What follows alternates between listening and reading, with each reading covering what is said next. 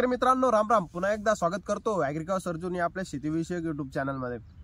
आजचा जो विषय आहे हा फक्त कांद्या रिलेटेड नाही आहे, तर हा विषय पूर्ण त्या ठिकाणी कोणतेही पीक आपल्याकडे जर असेल तर त्याच्यासाठी पूर्ण आपण त्या ठिकाणी घेऊन आलेलो आहे। जसं तुम्ही थंबनेल वाचले असेल, कांदा पिकात कॅल्शियमचं महत्त्व।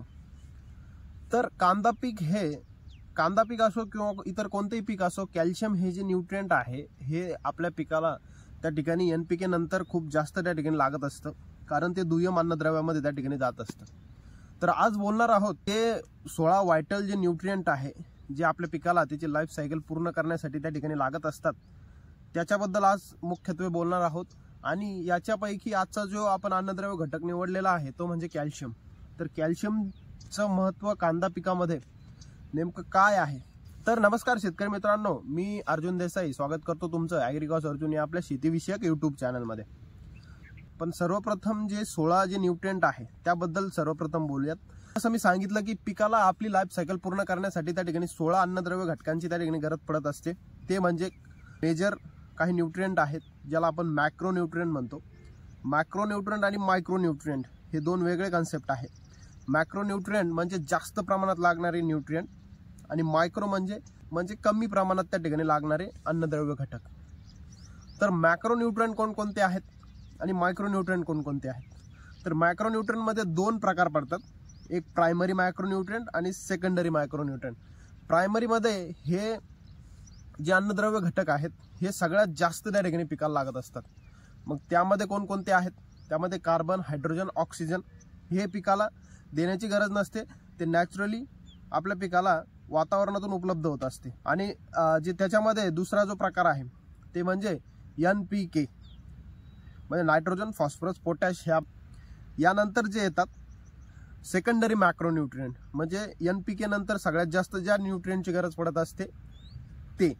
तर त्यापैकी प्रमुख 3 जे आहेत ते म्हणजे कॅल्शियम, मॅग्नेशियम आणि सल्फर, हे 3 म्हणजे हे झाले मॅक्रो न्यूट्रिएंटचे 9 घटक। कार्बन, हायड्रोजन, ऑक्सिजन वातावरणातून मिळतात, NPK जे आपल्याला द्यावे लागतात, आणि कॅल्शियम, मॅग्नेशियम, सल्फर हे पण सेकंडरीमध्ये ते पण आपल्याला जनरली द्यावंच लागतात। तर हे झाले 9। आता मायक्रो न्यूट्रिएंट म्हणजे हे कमी प्रमाणात त्या ठिकाणी पिकाला त्याची लाईफ सायकल पूर्ण करायसाठी लागत असतात, पण ते देणं गरजेचंच आहे। तर यामध्ये कोणकोणते येतात?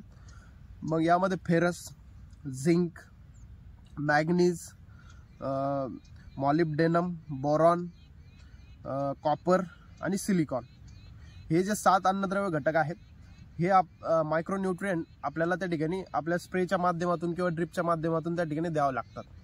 तर हे झाले टोटल 16 न्यूट्रिएंट जे की आपल्या एका पिकाला त्या ठिकाणी त्याची लाईफ सायकल पूर्ण करण्यासाठी त्या ठिकाणी लागत असतात।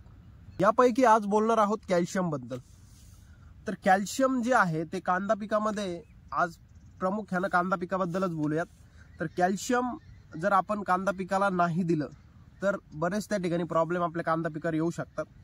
आता कॅल्शियमची जी डेफिशियन्सी आहे त्याच्याबद्दल बोलूयात। तर कॅल्शियमची डेफिशियन्सी जी आहे ती आपला कांदा जर टीप म्हणजे हा जो टीप आहे हा पिवळा न पडता डायरेक्ट जर वाळत असेल, इथं डायरेक्ट हे पांढरा दिसत असेल किंवा एकदम वाळून जात असेल, थोडा इतका असं जर करपत असेल, असं जर आपल्या प्लॉटवर जर सिम्पटम जाणवत असेल तर आपल्याला काय वाटतं जनरली की हा एक बुरशीजन्य रोग आहे, आपली पात करपत आहे, त्यामुळे आपण बुरशीनाशकाचा त्याच्यावर त्या ठिकाणी स्प्रे घेत असतो।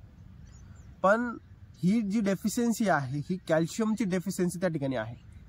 त्यामुळं आपल्या प्लॉटवर ऑब्झर्वेशन करून आपल्याला हे सिम्पटम जाणून घ्यायचे आहे आणि अंधाधुंद बुरशीनाशकाचा वापर न करता त्या ठिकाणी कॅल्शियमचा स्प्रे किंवा ड्रिपच्या माध्यमातून किंवा पाटपाण्याच्या माध्यमातून आपल्याला कॅल्शियम नायट्रेट त्या ठिकाणी देऊन घ्यायचं आहे। त्यानं तुमचं ही कॅल्शियमची डेफिशियन्सी नक्कीच त्या ठिकाणी क्युअर होईल। नंबर 1।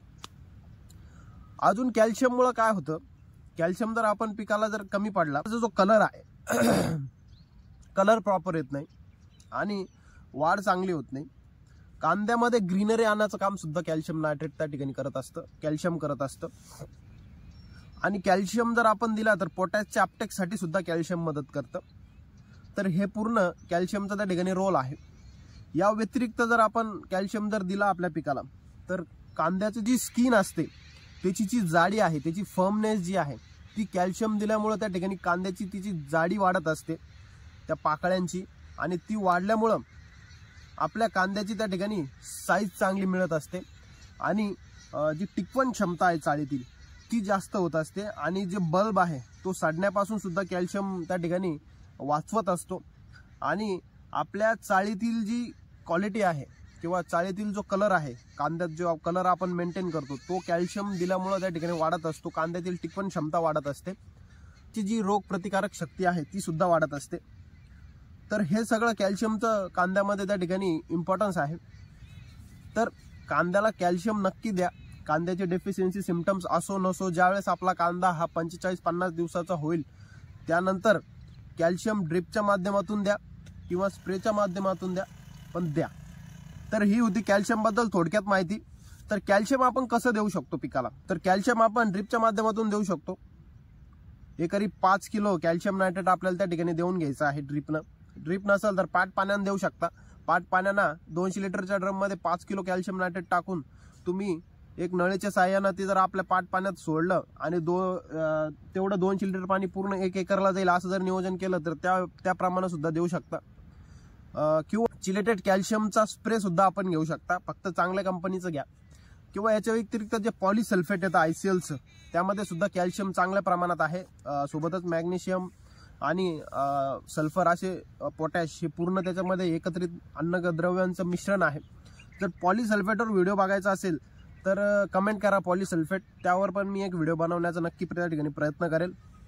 तर व्हिडिओ जर आवडला असेल तर व्हिडिओला लाईक करा, चॅनलला सबस्क्राईब करून बेल आयकॉनला प्रेस करा, आणि काही प्रॉब्लेम असेल तर कमेंटमध्ये नक्की सांगू शकता. धन्यवाद.